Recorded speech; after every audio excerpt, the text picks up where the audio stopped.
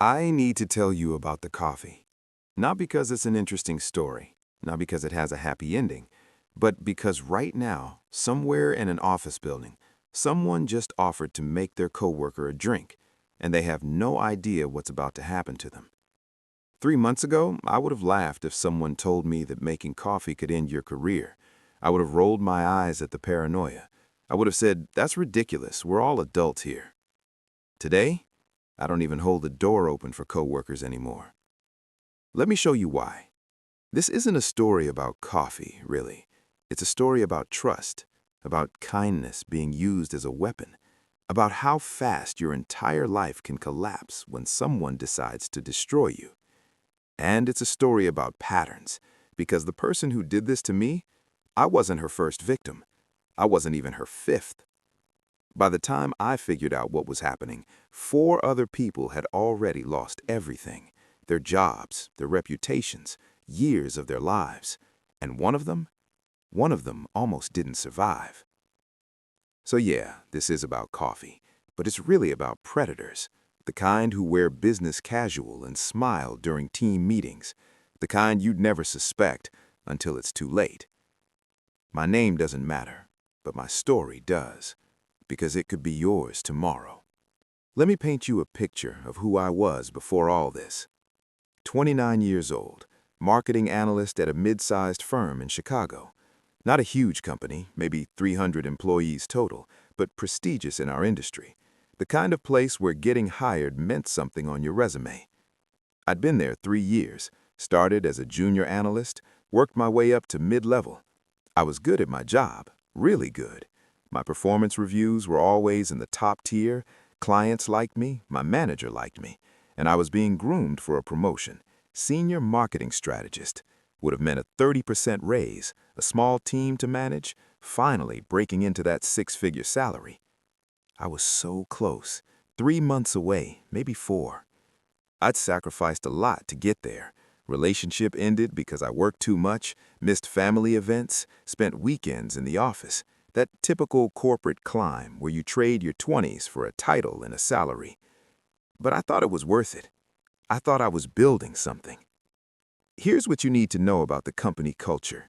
It was competitive, not toxic, or at least I didn't think it was toxic at the time, but definitely cutthroat. People smiled to your face and undercut you in meetings. Colleagues would volunteer to help and then take credit for your work. Standard corporate stuff, right? So I developed a strategy. Be the exception. Be the person everyone could trust. Be genuinely nice. I remembered people's birthdays, I asked about their kids, I complimented their presentations even when we were competing for the same recognition. I brought bagels on Fridays. Was it strategic? Sure, but it was also genuine. I actually believed you could be successful without being an asshole. Huh. Turns out being the nice guy just makes you an easier target. I worked on a team with about 8 people. We handled mid-tier clients, companies spending between $500,000 and $2 million annually on marketing services. Good accounts, but not the massive ones that made headlines. My cubicle was near the break room. That detail becomes important later. I had a routine. Every morning, I'd get in around 7:30, boot up my computer, check emails, then make coffee around 7:45. Double espresso. Same thing every day. The break room was pretty standard. Coffee machine, microwave, fridge, a couple of tables, fluorescent lights that made everyone look slightly dead. You know the type. People would drift in and out. Morning coffee crowd, lunch crowd, afternoon caffeine crash crowd. You'd have those awkward conversations while waiting for your food to heat up or your coffee to brew. That's where I met Jennifer. Jennifer Westfield joined our team about 6 months before everything happened. Lateral hire from a firm in Minneapolis, same level as me. She was brought in to help with overflow work. We'd landed a few new clients and needed extra hands. First impression? Quiet, competent, kept her head down and did her work. She was 33, so a few years older than most of us at that level. Her resume said she'd worked at 3 different agencies over the past 8 years. Not unusual in our industry. People jump around for better opportunities. I remember her first week. Our manager introduced her during the Monday morning stand-up. "Everyone, this is Jennifer. She's joining us from Pinnacle Creative. She'll be working primarily on the Northbrook account. Make her feel welcome." Polite applause.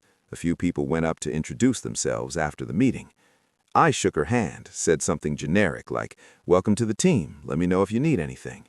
She smiled, this small, tired smile, and said thanks. That was it.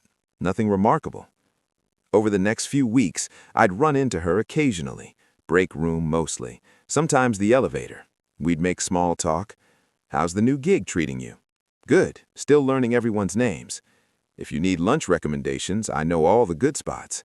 "Thanks, I appreciate that." Just normal coworker stuff. But I started noticing things, because that's what I do. I notice patterns. It's what made me good at marketing, understanding behavior, picking up on details. Jennifer was consistent, almost eerily so. She arrived every morning at exactly 8 o'clock, not 8:05, not 7:55, 8 o'clock on the dot. She always ate lunch at her desk, always. Even when the team would go out together, she'd politely decline. "I have too much work. I'm not feeling great. I brought lunch." She never joined happy hours, never came to team events. When we had a holiday party, she showed up for exactly 30 minutes, made the rounds, then left. And she always drank the same coffee, black with exactly 2 sugars. I noticed because I'd see her make it. I'd be in the break room making my espresso, and she'd come in, make her coffee, add her 2 packets of sugar. Never 1, never 3, always 2. It became this little thing I knew about her, like how you know that Dave from accounting always microwaves fish on Thursdays, or Sarah from sales always takes the stairs instead of the elevator. Just a detail, a personality quirk. I didn't think anything of it. About 3 months before the incident, I had a conversation with Jennifer that I didn't think much of at the time. I was in the break room making my afternoon coffee. Yeah, I had a problem, I'll admit it, when she walked in looking exhausted. "Rough day?" I asked. She nodded. "Northbrook client wants to completely redo the campaign. 2 months of work, just gone." That's brutal. I hate when clients do that. She started making her coffee. I watched her, not in a weird way. I was just standing there waiting for my espresso as she added her 2 sugars. "You're really consistent with that," I said, making conversation. "Exactly 2 sugars every time." She smiled slightly. "Creature of habit. My nutritionist says I should cut back on sugar, but pick your battles, right?" "You have a nutritionist?" "Yeah, I have some dietary restrictions, allergies, sensitivities. It's a whole thing." She waved her hand dismissively. "I'm one of those annoying people who has to interrogate waiters at restaurants." "That sounds stressful." "You get used to it. You just learn to be careful, to not trust food is safe unless you've verified it yourself." The way she said "not trust," there was something in her voice, something I couldn't quite identify. But then she smiled, picked up her coffee, and left. I finished making my espresso and went back to my desk. I didn't think about that conversation again until I was sitting in HR, being accused of trying to kill her. Tuesday, March 17th. That date is burned into my brain. The day your life implodes tends to stick with you. I had a huge presentation scheduled for 10 a.m., potential client worth about $2 million in annual revenue. This was the kind of account that could seal my promotion, the kind of win that would make me indispensable. I'd been preparing for weeks. The pitch was solid, creative was strong, I had data, mock-ups, case studies, everything. I got to the office early, around 7:30 a.m. I wanted to run through the presentation one more time, make sure my talking points were locked in, maybe adjust a few slides. The office was mostly empty, just a few early birds scattered across the floor. But I couldn't focus. I was too wired, that nervous energy that makes you jittery and unfocused. So I did what I always do when I need to reset. I went to make coffee. The break room was empty when I got there. I put my cup under the espresso machine, selected double shot, and waited. That's when Jennifer walked in. It was about 7:15 a.m. I remember glancing at the clock on the microwave. She looked worse than I'd ever seen her. Hair in a messy ponytail, dark circles under her eyes that no amount of concealer could hide, clothes wrinkled, like maybe she'd slept in them. "Morning," I said. She just nodded, moved toward the coffee machine on autopilot. "You okay?" I asked. "You look rough." She laughed, but there was no humor in it. "Didn't sleep. Family emergency." I didn't pry. In corporate America, family emergency means don't ask questions. "Sorry to hear that," I said. "Coffee should help." She stood in front of the machine, just staring at it like she'd forgotten how it worked. And that's when I made the decision that changed everything. "Here," I said. My espresso was done. "Sit down. You look like you need to be off your feet for a minute. I'll make yours." She hesitated, looked at me. And for just a second, just a flash, I saw something in her expression, something I couldn't read. Then she smiled weakly and said, "Black with 2 sugars?" "I remember," I said, probably too pleased with myself for remembering something so basic. She sat down at one of the tables, put her head in her hands. I turned to the coffee machine, put a fresh cup under it, selected black coffee. While it was brewing, takes about 30 seconds, I grabbed 2 packets of sugar from the container on the counter. Here's the detail that becomes crucial. I had my back to Jennifer the entire time. The coffee machine is against the wall, the sugar is on the counter to the left, the fridge is about 3 steps to the right.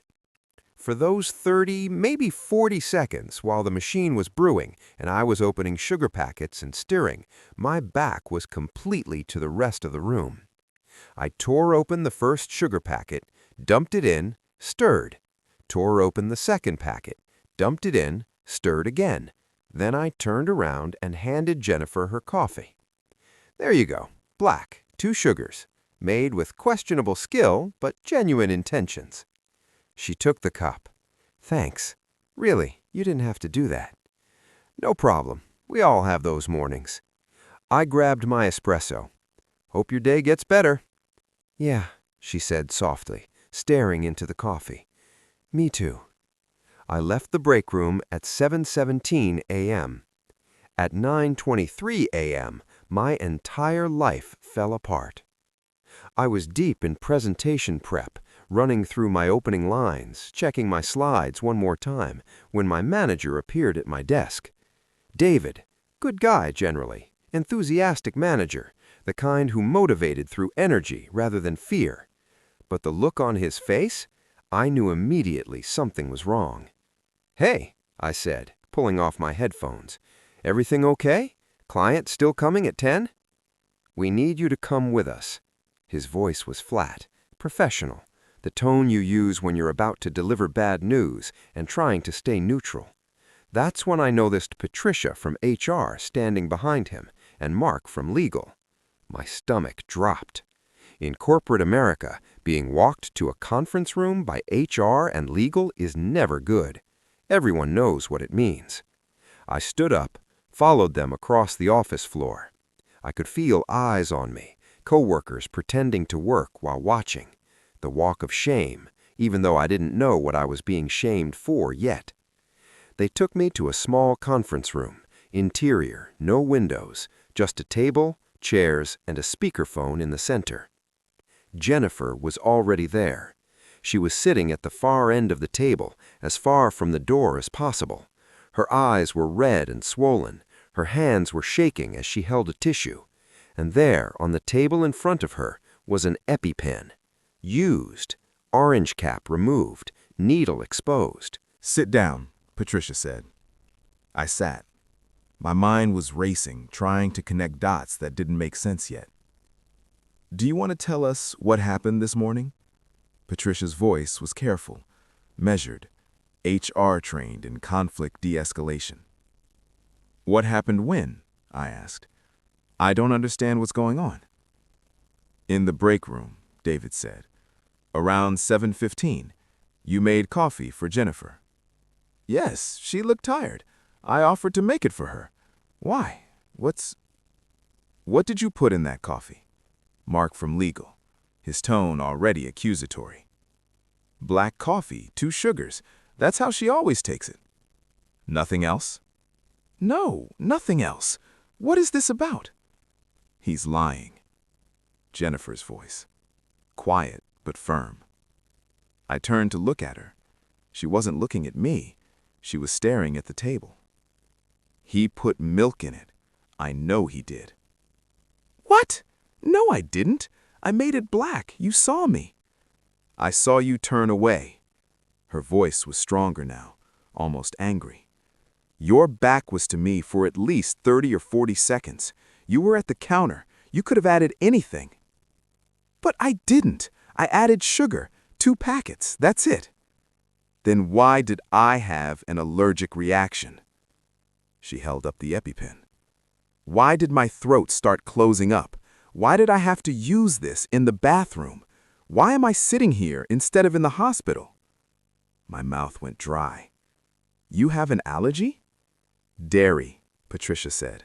Severe dairy allergy. It's documented in Jennifer's employee file from when she was hired. I looked at Jennifer, really looked at her. I didn't know that. You never told me. I shouldn't have to tell you. She was crying now. I ordered black coffee. Black means no milk. Everyone knows that. And I made it black. I swear I didn't put milk in anything. Then where did the dairy come from?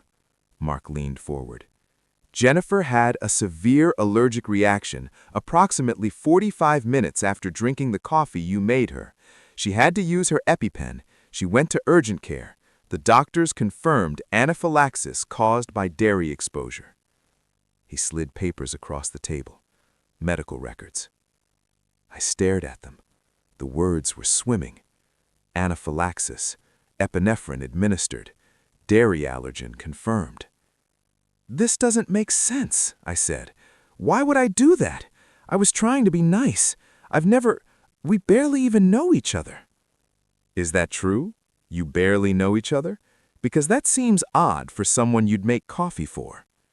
We're friendly. We talk in the break room sometimes, but we're not close. There's no conflict between us. No reason I'd want to hurt her. Then why did you tamper with her coffee? I didn't. The room went silent. My hands were shaking. My heart was pounding. This felt like a nightmare I couldn't wake up from. Patricia cleared her throat. Jennifer, can you walk us through exactly what happened? Jennifer nodded, dabbing her eyes. I came into the break room around 7:15. I'd had a terrible night. Family emergency. I wasn't thinking clearly. She gestured at me without looking. He offered to make my coffee. I thought it was nice. I thought I could trust him. Her voice broke. I sat down at the table. He was at the counter with his back to me. I saw him add the sugar, but then he was doing something else, moving around. I couldn't see what. His body was blocking my view. Did you see him add milk? Patricia asked. No, but I couldn't see what he was doing. And when I drank it, she paused. I could taste it. That slightly creamy texture. The way black coffee tastes different when there's dairy, even just a little bit. This is insane, I interjected. There wasn't even milk out. Where would I have gotten it? The refrigerator, Mark said calmly, is approximately 3 steps from the coffee counter. But I didn't go to the refrigerator. Can you prove that? And there it was, the question that would define everything that came next. Can you prove you didn't do something? Can you prove that in 30 seconds, with your back turned, you didn't walk 3 steps, open a fridge, grab milk, pour it into coffee, and walk back? Are there cameras in the break room? I asked desperately. Patricia shook her head. Break rooms aren't monitored. Privacy concerns. So it's just my word against hers? Not exactly, Mark said. She has medical evidence, an urgent care visit, a used EpiPen, documentation of an allergic reaction. You have your word. I looked at Jennifer, searched her face for something, a crack, a tell, anything that would explain this nightmare. but all I saw was a woman who looked terrified and hurt. She was good, I'll give her that. Patricia folded her hands on the table. I'm going to ask you directly. Did you put dairy in Jennifer's coffee? No. Did you tamper with her drink in any way? No. Do you have any reason to wish Jennifer harm? No, none. This is insane. I was trying to help her. Patricia and Mark exchanged glances, some silent communication I couldn't decipher. We're going to need to place you on administrative leave, pending a full investigation, effective immediately. What about my presentation? I have a client meeting at 10. Marcus will handle it, David said, not looking at me. Marcus, my teammate, the other person competing for that promotion. Of course. This can't be happening, I said. Gather your personal belongings. Security will escort you out. You'll be contacted about next steps in the investigation. They made me pack my desk into a box. Everyone watched. The walk across the office floor with a security guard, people staring, whispering. By lunch, everyone would know. By end of day, I'd be guilty in the court of office gossip. Marcus gave my presentation. He got the account. 3 months later, he got my promotion. And I was unemployed, broke, and branded as the guy who tried to poison his coworker. Before I tell you what happened next, I need you to understand something. If you're watching this video, you work in an office, or you used to, or you will. And right now, you probably think this could never happen to you. That's what I thought too. So do me a favor, hit that like button if this story is making you think differently about your workplace, about trust, about how fast things can go wrong. And subscribe to this channel, because this is what we do here. We tell the workplace stories nobody else wants to tell. The cautionary tales, the truth behind the corporate facade.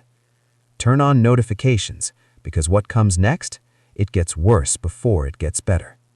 Let's continue. The first person I called was my mom. She'd been a paralegal for 30 years. If anyone would know what to do, it was her. Don't talk to anyone from the company without a lawyer, she said immediately. Mom, I can't afford a lawyer. Then you definitely can't afford not to have one. She was right. I hired an employment attorney named Richard Chen. Initial consultation, $300. Retainer, $5,000. I put it on a credit card. Richard was experienced, sharp, mid-50s. He listened to my story, took notes, asked questions. Do you have any evidence supporting your version? My word. That's testimony, not evidence. Then no. That's our problem.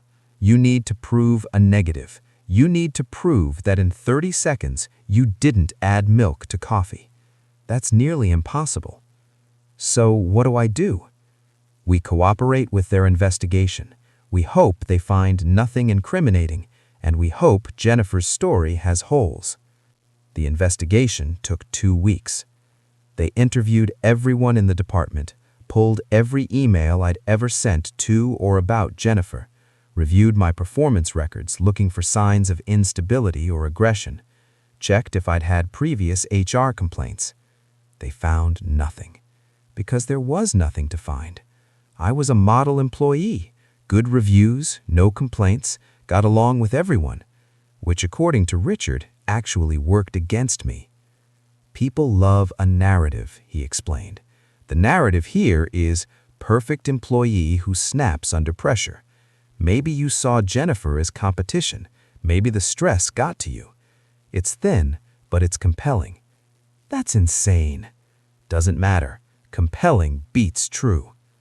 Jennifer's story never changed. That was the problem.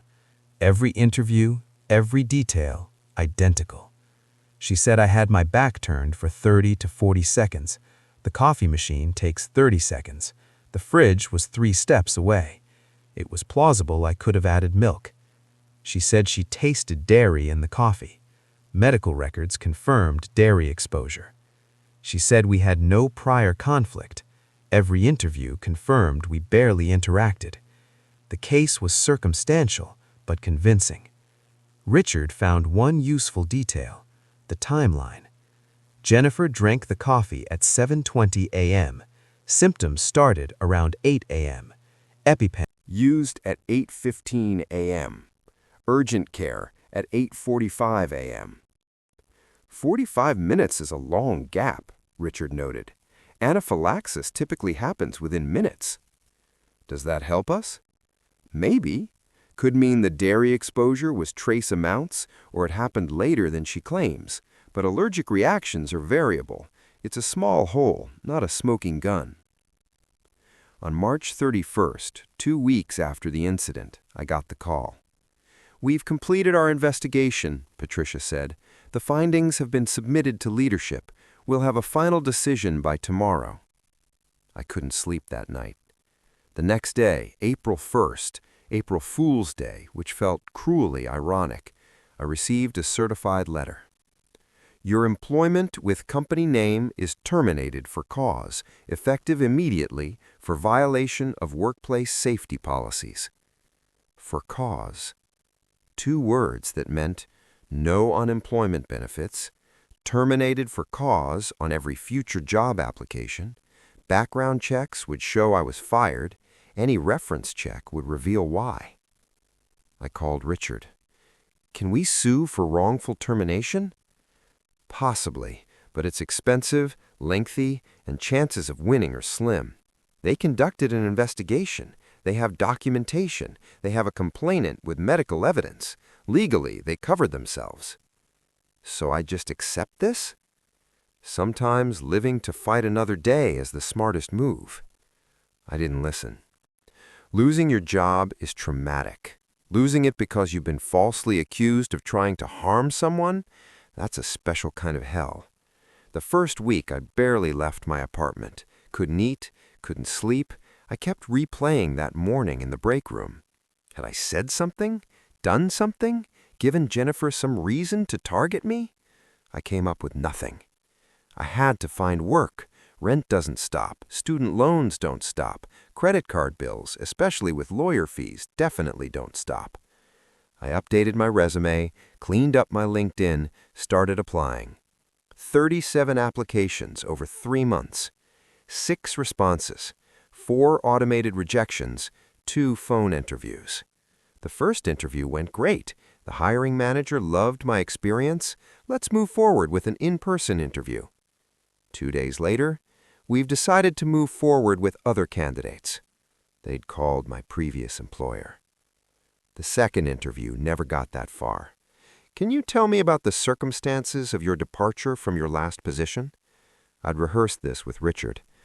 "There was a workplace incident that resulted in a misunderstanding. After an investigation, the company decided to terminate my employment. I maintained my innocence throughout, and I'm happy to provide references from colleagues." Long pause. "We'll be in touch." They weren't. By month 3, I was driving for DoorDash, doing TaskRabbit gigs, anything to pay bills. I had a master's degree, 7 years of experience, stellar recommendations from previous jobs, and I was delivering burgers for $15 an hour. But the worst part? The whisper network. Chicago's marketing world is small. Word got around. "Did you hear what happened at company? Someone tried to poison a coworker. I heard it was that guy from the Crimson team. Stay away from him." The story mutated as it spread. Some versions had me planning it for weeks. Some had me and Jennifer in a relationship gone wrong. Some had me as a disgruntled employee who snapped. None had the truth. I tried reaching out to former colleagues to explain my side. Most didn't respond. A few were sympathetic, but made it clear they couldn't be publicly associated with me. It might hurt my career, you understand, right? I understood. In corporate America, perception is reality. And the perception was that I was toxic. I started drinking more, not alcoholic levels, but enough to quiet the constant thoughts. Why me? What did I do wrong? How do I fix this? I considered leaving Chicago, starting over somewhere my name and story weren't known. but running felt like admitting guilt. So I decided to do something drastic. I hired a private investigator. His name was Marcus Reeves, ex-cop, now doing private investigations, specialized in corporate fraud cases. "What exactly are you hoping I'll find?" he asked. "I don't know. Anything. Something that proves I'm innocent. Something that explains why Jennifer would do this." "You understand that might not exist, right?" "Then at least I'll know I tried everything." $2,000. Money I absolutely didn't have. Another credit card. Marcus started digging into Jennifer's background, employment history, public records, court filings. 3 days later, he called me. "I found something. You need to sit down." We met at a coffee shop. Ironic, I know. "Jennifer worked at 4 companies before yours," Marcus said, spreading documents across the table. "At 3 of those companies, there were incidents." My stomach tightened. What kind of incidents? 2 formal workplace complaints. Both involved alleged food tampering. Both involved her dairy allergy. The room tilted. This happened before? Same pattern, different outcomes. He slid a document toward me. First incident, 2018, Lighthouse Marketing in Columbus. Jennifer claimed a coworker put cream cheese in her bagel, despite her stating she was allergic. She had a reaction, used her EpiPen. The coworker was suspended, but not fired. Investigation found evidence was inconclusive. Jennifer left 3 months later. And the second? 2020, Pinnacle Creative in Minneapolis, where she worked right before your company. Similar scenario. Team lunch, someone allegedly put butter in pasta. Same result, reaction, EpiPen, ER visit, but this time the colleague was fired. Why different? Because Jennifer filed a civil lawsuit, negligent supervision, hostile work environment, intentional infliction of emotional distress, the works. And? They settled, $58,000. Jennifer signed an NDA. I stared at the documents. She's done this multiple times. Appears so, but here's the problem. We can't prove fraud. We have a pattern which is suspicious, but in both cases, Jennifer had documented reactions, hospital visits, medical records confirming dairy exposure. Then how is she doing it? Best guess? Self-administration. She brings dairy with her, consumes it herself, triggers the reaction, then blames whoever's nearby. It's actually brilliant if you think about it. She has real medical evidence, she controls the narrative, and she targets people who tried to help her, which makes them look malicious. Can we prove this? Not without catching her in the act. This could clear me. If we show my company she's done this before, it might help, but it doesn't prove your innocence. You still made the coffee, you still had your back turned, you can't prove you didn't add dairy. He was right, but it was something. Give this to your lawyer, but be prepared. Your company might not care. You're already gone. Reopening the case means admitting they made a mistake. That's liability they won't want. I took the documents to Richard. His reaction was measured. This establishes a pattern, but it's not proof of fraud. It's proof she's a liar. It's proof she's been involved in similar incidents. Without concrete proof of fraud, it's suggestive at best. So what do we do? We could approach your company with this, request they reopen the investigation, but honestly, they'll resist. It's been months. They've moved on. Then we sue her. Defamation. False accusation. That's expensive, and you'd need to prove she knowingly lied and quantify damages. I felt hope draining away. So she just gets away with it? For now, but if she's running a scam, she'll do it again. Next time, someone else would go through what I went through. I couldn't accept that. I became obsessed. I spent every free moment researching Jennifer, social media, court records, employment history. I made timelines, spreadsheets. My apartment walls became covered with notes and printed documents. I knew what it looked. I knew I was acting like the unstable person they'd accused me of being, but I couldn't stop. Then I got a call. Unknown number. Hello? Are you the guy from company, the one Jennifer accused? My heart started pounding. Who is this? My name is Ashley. I was an intern there, in accounting. I don't know if you remember me.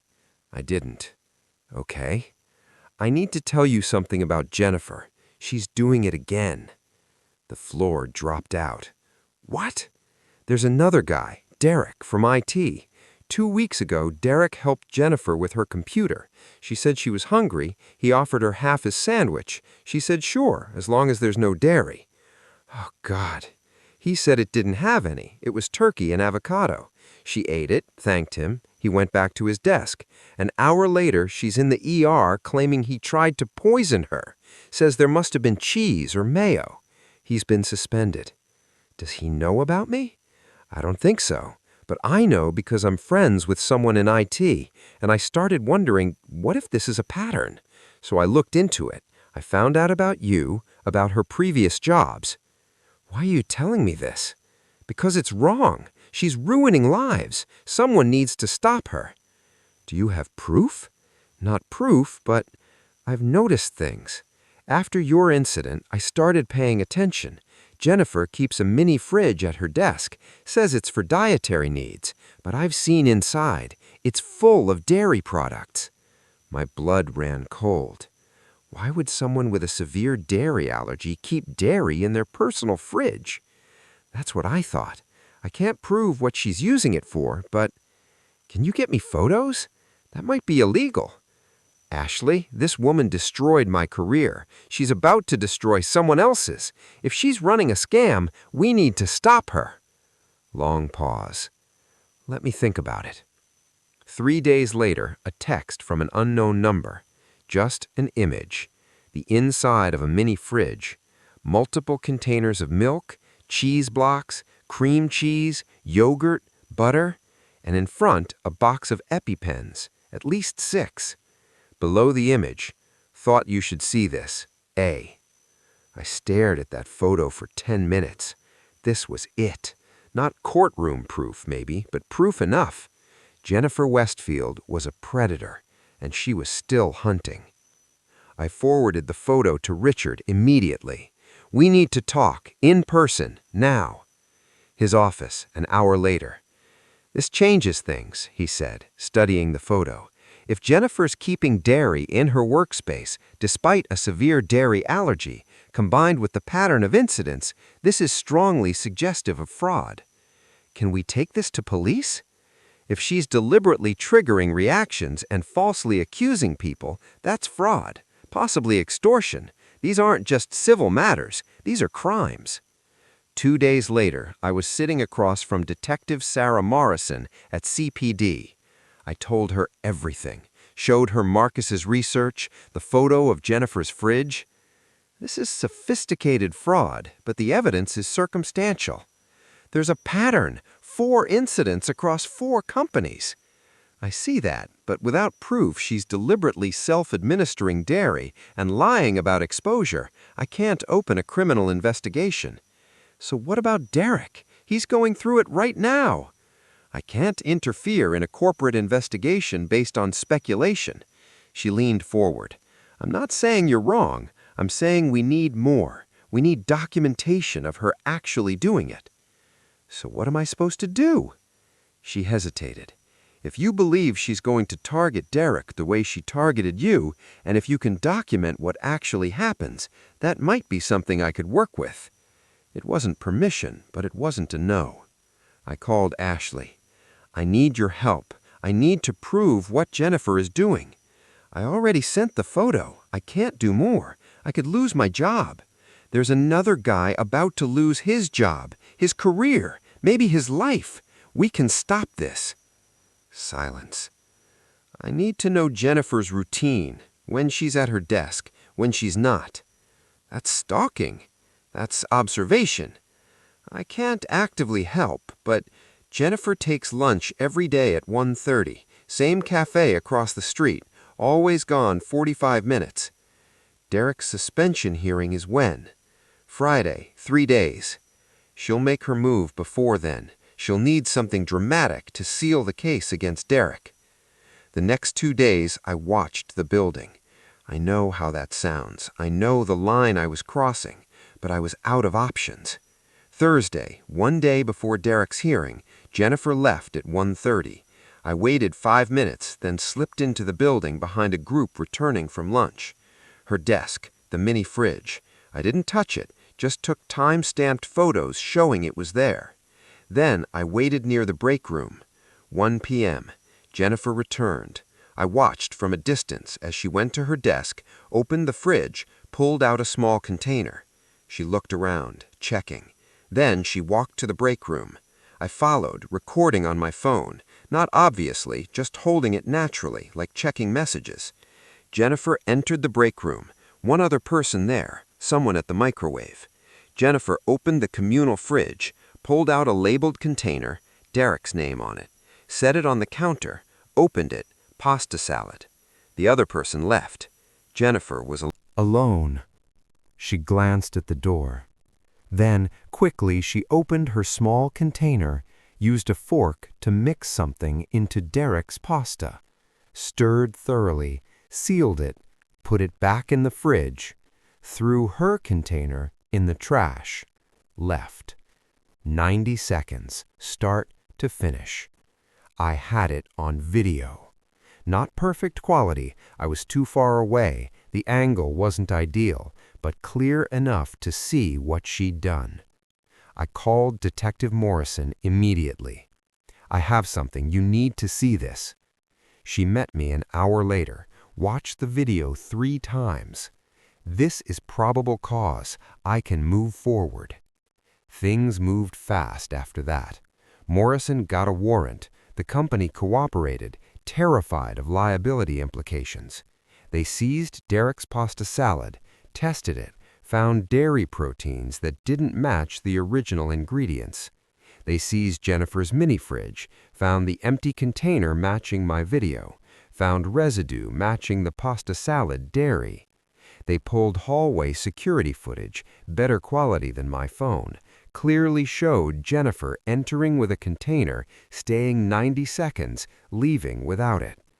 Then they searched her apartment, found documents, notes, a spreadsheet tracking potential targets and their vulnerabilities, financial records showing previous settlements, and they found a journal. In her own handwriting, Jennifer had documented everything: why she did it, how she chose targets, the thrill of manipulation, the satisfaction of payouts. A confession written by someone who never thought she'd be caught. She'd written about me, about how I was perfect, observant, kind, naive, how she'd established her allergy, created the right circumstances, waited for the moment I'd offer to help. She'd written about Derek, about the others before me, and she'd written about future targets, people still working at the company who she was grooming for the next incident. It was all there, black and white, her own words. Jennifer Westfield was arrested on charges of fraud, extortion, filing false police reports, and assault. The assault charges came because deliberately triggering allergic reactions and contaminating food was considered poisoning under Illinois law. Derek was immediately cleared, suspension lifted. The company offered him counseling and a settlement. And then my phone rang. It was Patricia from HR. "We need to talk," she said, "about your case." The company wanted to meet in person. Richard advised me to let him handle it. Don't go there. Let me negotiate on your behalf. But I needed to see their faces. I needed to walk back into that building, not as someone being escorted out by security, but as someone who'd been right all along. So I went. Same conference room where they'd accused me. Patricia was there, Mark from legal, and someone new, a senior partner I'd only seen in company-wide emails. They looked uncomfortable. Good. "Thank you for coming," the senior partner said. His name was Robert. "I want to start by saying that we owe you an apology, a significant one. The situation with Miss Westfield it's come to light that we failed in our duty to you as an employee." I said nothing, just waited. We've reviewed the police findings, Patricia continued. The evidence clearly shows that you were falsely accused, that Miss Westfield engaged in a pattern of fraudulent behavior that we failed to detect, despite warning signs we should have caught. Like the fact that she'd done this before, I said, at multiple companies? Robert shifted uncomfortably. Our background check processes were insufficient. We've since implemented more thorough vetting procedures. That helps the next person, doesn't help me. No, he agreed, which is why we'd like to discuss making this right. Mark slid a document across the table. We're prepared to offer full back pay for the 8 months you were unemployed, a formal letter clearing your record and explicitly stating you were wrongfully terminated due to false accusations, a recommendation letter signed by myself and the CEO, and a cash settlement of $200,000. I stared at the number. In exchange, Mark continued, you would sign a non-disclosure agreement. You wouldn't speak publicly about the incident, Miss Westfield, or the company's handling of the investigation. You want to buy my silence? We want to provide fair compensation while protecting all parties from further legal exposure, Mark said carefully. I looked at Richard. He gave a small nod. We'd discussed this possibility. I want $250,000, and I want it stated explicitly in the letter that the company's investigation was flawed and that I was terminated without sufficient evidence. We can do $225,000, and we can state that the investigation was based on incomplete information that has since been disproven. $230,000. Done. Just like that. Negotiated like a business deal, because that's what it was to them.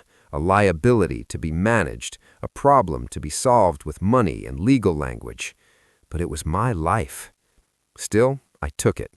Richard had been right. Litigation would take years with no guarantee of a better outcome. I signed the NDA. They signed the settlement agreement. Richard handled the details. The money hit my account a week later. I paid him his fees, paid Marcus, paid off every credit card, paid back the savings I'd drained. And I still had over $100,000 left. It should have felt like a victory. It felt hollow. Jennifer's case moved through the system faster than I expected. With the journal, the video evidence, the financial records, and testimony from her previous victims, her public defender advised her to take a plea deal. She pled guilty to 4 counts of fraud, 2 counts of filing false police reports, and 2 counts of assault. The prosecutor pushed for 5 years. Her lawyer argued for 18 months. They settled on 3 years, eligible for parole after 18 months. Restitution was ordered for all victims, but the amounts were laughable compared to what she'd taken from us. A few thousand each, paid out over years, assuming she ever got a job that could be garnished. The sentencing hearing was open to the public. I went. So did Derek. So did 2 of her other victims, a man named James from the Columbus incident and a woman named Sarah from Minneapolis. We sat together in the courtroom, a small community of people whose lives were derailed by the same predator. Jennifer looked different, smaller somehow. Prison jumpsuit instead of business casual, hair pulled back, no makeup, the professional mask completely gone. The judge asked her if she wanted to make a statement before sentencing. She stood, looked at us. "I'm sorry," she said. Her voice was quiet. "I know that's not enough. I know sorry doesn't fix what I did, but I am sorry." She sat back down. That was it. 10 seconds. 5 words. Years of destruction. 5 lives ruined. Hundreds of thousands of dollars stolen. "I'm sorry." The judge sentenced her. 3 years, restitution, mandatory therapy, registration as part of her parole conditions. And it was over. We walked out together. Me, Derek, James, Sarah. "Anyone want to get a drink?" Derek asked. We found a bar 2 blocks from the courthouse, ordered whiskey, sat in a booth, and just existed together for a while. "Do you think she meant it, the apology?" Sarah asked. "Does it matter?" James replied. "It matters to me," Sarah said. I need to know if she understands what she did, if she feels anything. She's a sociopath or has antisocial personality disorder, whatever the clinical term is. She doesn't process empathy like we do. The apology was probably her lawyer's idea, something to help with parole. So she'll do it again? Derek asked. Maybe, but now she has a record. She's on lists. Any employer who does a background check will see convictions for fraud. It'll be harder. Not impossible, though. No, not impossible. We finished our drinks in silence. Before we left, we exchanged contact information, created a group chat, decided to meet quarterly, because we were bonded now, not by choice, but by shared trauma. We were Jennifer's victims, and we needed each other to remember we weren't crazy, that it really happened, that we survived. I got job offers after my name was cleared. 3 different firms reached out within 2 weeks of the settlement. Word travels fast in Chicago's marketing world. Apparently, wrongly accused, proven innocent, got a huge settlement was a good story.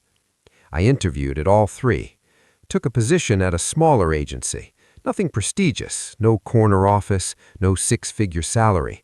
But the culture was different, calmer, less cutthroat, the kind of place where people actually seemed to like each other. My first day, the HR person walked me through all the standard paperwork. Do you have any dietary restrictions or allergies we should know about? We keep a shared snack area and want to make sure everyone's safe. I froze.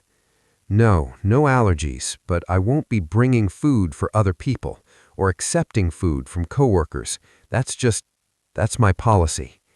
She looked confused, but wrote it down. Okay, no problem. It became known about me pretty quickly, the guy who doesn't do office food culture. I don't go to team lunches, I don't bring treats on birthdays. When someone offers me something homemade, I politely decline. I know how it looks. I know people think I'm weird or antisocial or paranoid. But I can't. I just can't. The trauma doesn't go away just because you were proven right. I still have nightmares about that morning, about making coffee, about Patricia's face when she told me I was being suspended. I started therapy about 6 months after everything ended. I should have started earlier. My therapist says I have PTSD. That's the clinical diagnosis, post-traumatic stress disorder from workplace trauma. It sounds dramatic when you say it out loud, but it's real. I have panic attacks when I see someone with a similar build to Jennifer. I compulsively document every workplace interaction, emails confirming conversations, screenshots of text messages, notes after meetings. I don't trust easily anymore. Maybe I don't trust at all. You survived something most people can't imagine, my therapist tells me. Give yourself permission to heal at your own pace. But what pace is that? It's been over a year. Shouldn't I be over it now? Apparently not. Apparently healing isn't linear. Apparently trauma doesn't care about timelines or logic or how much you just want to be normal again. So I go to therapy every week. I take my medication. I show up to my job and do my work and try to rebuild something resembling a career. And I keep in touch with Derek, James, and Sarah because they're the only ones who really understand. So what did I learn from all of this? If you're still watching, you need these lessons because this could happen to you tomorrow. Lesson 1. Document everything. I cannot stress this enough. Document every interaction that feels even slightly off. If I had sent Jennifer a simple email after making her coffee, "Hey, made your coffee this morning, black with 2 sugars like always, hope your day got better," I would have had a time-stamped record of exactly what happened. In corporate America, if it's not documented, it didn't happen. Document conversations, save emails, screenshot text messages, take notes after meetings with dates, times, and who was present. I know it sounds paranoid. I know it sounds exhausting, but paranoia is just preparation for the worst, and the worst can happen. Lesson 2. Trust but verify. I thought I was being kind to Jennifer. I thought I was helping someone who was having a rough day. That's exactly what she was counting on. Predators, and yes, that's what people like Jennifer are. They seek out kindness. They look for empathy, generosity, and trust. Then they weaponize it against you. This doesn't mean you should never be kind. It doesn't mean you should assume everyone is out to get you. But it does mean you need to protect yourself, even while helping others. If I had made Jennifer's coffee while she watched the entire time, if I had stayed in her line of sight, if I had never turned my back, she wouldn't have had the opportunity she needed. Be kind, but be strategic about it. Lesson 3. HR protects the company, not you. This is the hardest lesson for people to accept, but it's crucial. HR does not exist to protect employees. HR exists to protect the company from liability. When you're accused of something, when you're in a workplace dispute, when you're facing termination, understand that HR's loyalty is to the corporation, not to you. They will use words like fair process and thorough investigation and employee rights. But at the end of the day, their job is to minimize legal exposure for the company. If sacrificing you protects the company from a potential lawsuit, you're gone. Never, ever go into an HR meeting without your own representation. Never sign anything without having a lawyer review it. And always, always assume that HR is building a case, not seeking truth. Lesson 4. Your reputation is fragile. I spent 7 years building a solid reputation in Chicago's marketing community. Jennifer destroyed it in 2 weeks. Reputation is built slowly through consistent effort, good work, and positive relationships. It's destroyed instantly by a single accusation. And once it's damaged, rebuilding it is exponentially harder than building it the first time. This is why documentation is so critical. When someone tries to destroy your reputation, documentation is your only defense. But beyond that, you need to be proactive about your reputation. Network deliberately. Build deep relationships, not just surface-level professional connections. Have advocates who know you well enough to defend you when you're not in the room. I had no one at my company who really knew me. I'd been friendly but superficial. I'd focused on work instead of relationships. That was a strategic error. In corporate environments, relationships are armor. Lesson 5. The system is not built for truth. This is the hardest lesson to accept. I wanted to believe that honesty and consistency would vindicate me. I wanted to believe that if I just told the truth clearly enough, the system would work in my favor. I was wrong. The system, HR investigations, legal proceedings, corporate decision-making, is not built to find truth. It's built for liability management, efficiency, and risk mitigation. Truth is secondary to these concerns. In a he said, she said situation, whoever has documentation wins, even if that documentation is fabricated or misleading. That's not fair. That's not just, but that's reality. And understanding that reality is crucial to protecting yourself. Lesson 6. You have to save yourself. No one is coming to rescue you. Not your employer, not HR, not the legal system, not your coworkers, not your friends. If you're in trouble, if you're being accused, if you're being targeted, you and only you are responsible for saving yourself.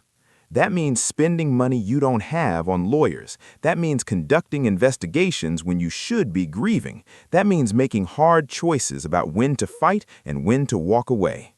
It's not fair. It's exhausting. It's expensive. It's traumatic. But it's survival. I didn't wait for my company to realize their mistake. I didn't wait for Jennifer to confess. I didn't wait for someone else to do the work of proving my innocence. I hired Marcus, the investigator. I built relationships with people like Ashley who had information. I gathered evidence. I took risks that could have backfired spectacularly. And yes, I got lucky. If Ashley hadn't called me, if Jennifer hadn't targeted Derek, if I hadn't caught her on video, I'd probably still be delivering food for DoorDash while trying to clear my name. But I created the conditions for that luck. I refused to give up. I refused to accept that my life was just over because someone lied about me. You have to save yourself because no one else will. Lesson 7. Trauma doesn't end when justice is served. I thought that once Jennifer was arrested, once I was vindicated, once I got my settlement, I thought I'd feel like myself again. I thought the nightmare would be over. It wasn't. The trauma of those 8 months, the accusation, the investigation, the termination, the unemployment, the financial stress, the social isolation, the public humiliation, that doesn't just disappear because the facts came out. I still have nightmares. I still have panic attacks. I still feel paranoid in professional settings. I still can't make coffee for people without my hands shaking. Vindication doesn't erase trauma. If you go through something like this, get professional help. Don't try to tough it out. Don't minimize what happened to you. Don't let people tell you to just move on or be grateful it worked out. Being falsely accused is trauma. Losing your career is trauma. Having your reputation destroyed is trauma. Treat it as such. Get therapy. Take medication if you need it. Join support groups. Give yourself permission to not be okay. Because healing takes time, and that's okay. Lesson 8. Some people are predators. This is the lesson I wish I didn't have to learn. But Jennifer wasn't just running a scam for money. Based on her journal entries, she enjoyed it. She got satisfaction from manipulating people, from watching them suffer, from destroying their lives. That's not mental illness in the traditional sense. That's not desperation. That's not even greed, really. That's predatory behavior. And predators exist in corporate environments just like they exist everywhere else.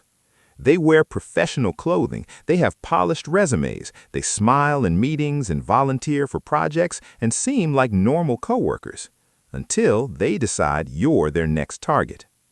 Trust but verify, be kind but strategic, document everything, and never ever assume that just because someone seems professional and competent, they're safe. 6 months after Jennifer's sentencing, her lawyer reached out to Richard. My client would like to speak with your client. She's hoping to make amends as part of her rehabilitation process.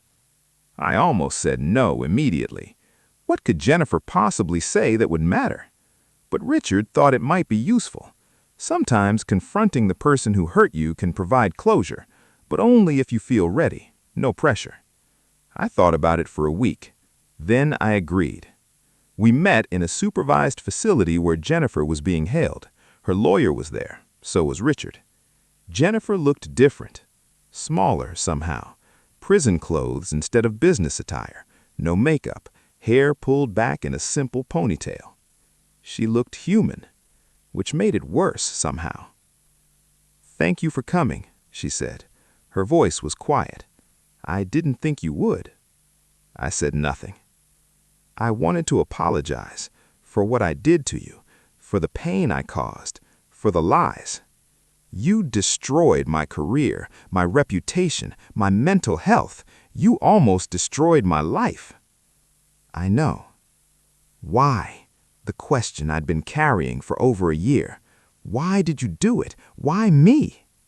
She was quiet for a long moment. "You were kind to me," she finally said. "You noticed things about me. You paid attention. You remembered my coffee order. So you targeted me because I was kind." Kind people are easy targets. They want to help. They want to trust. They don't see manipulation coming because they don't think that way themselves. She looked at me directly. "You never would have suspected me because you never would do what I did. That's what made you perfect." "You're sociopathic." "Yes," she agreed, simply. "I know." "Do you even have a dairy allergy?" "Yes, I do. That's what made it work. The allergy is real. I just learned to weaponize it." "The other people you destroyed, do you feel any remorse for them?" She hesitated, and in that hesitation, I saw the truth. She was sorry she got caught, not sorry for what she'd done. "I'm trying to feel remorse," she said carefully. My therapist says I have antisocial personality disorder. She says I don't process empathy the way other people do, but I'm working on it. That's not an excuse.